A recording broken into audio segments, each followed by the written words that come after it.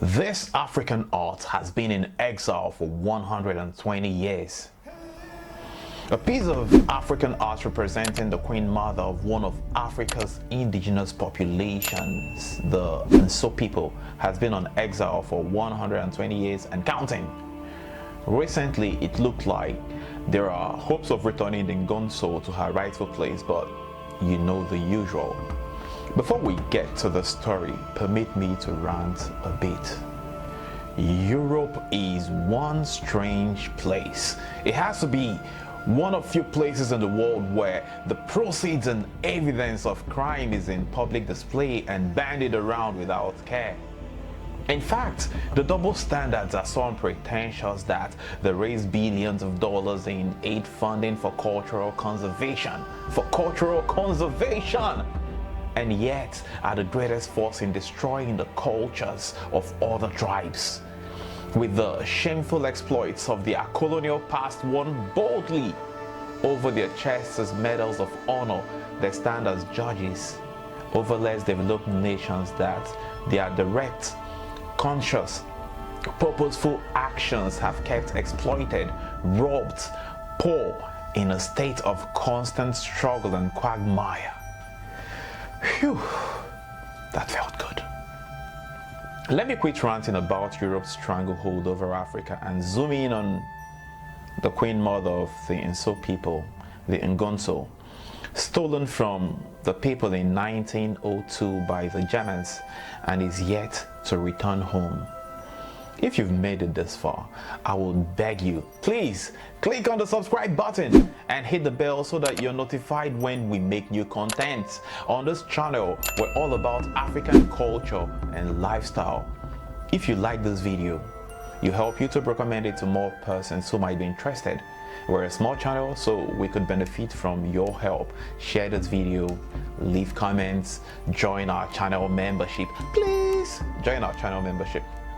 And yes, check out our merch. You might find something you will like. If you're a fan of African masks, I'm certain that we have something you might find exciting.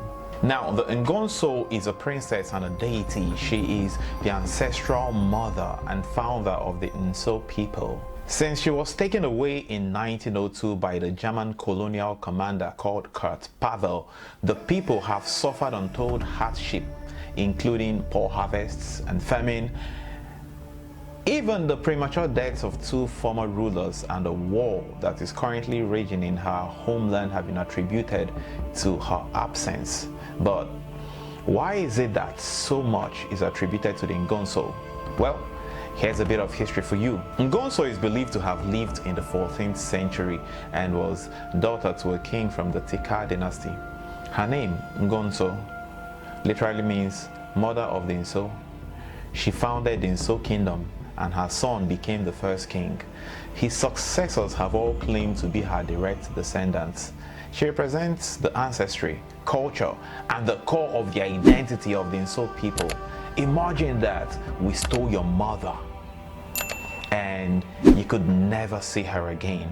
Well, I'd expect you to care if you were human enough. But if by any chance you don't care about your mother, then shame on you. There has been an ongoing debate regarding how the Ngonnso statue was acquired. The Germans, who were oppressing and forcefully colonizing the Cameroonians, claimed that the statue was a gift from the Ngonnso people.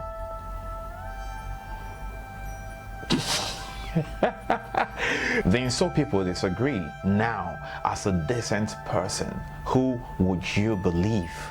Look closely at the facts once again. Ngonnso is the people's guidance spirit, their deity and ancestor. She has only one statue that is used for religious worship and is a national symbol for peace and hope. Does that sound like a thing the people would gladly give away? Well, maybe if their lives were on the line. This is like claiming that King Jaja of Opobo happily left his kingdom to be overrun by the British while waltzing into exile, because going on exile is one of those things that make kings happy, right?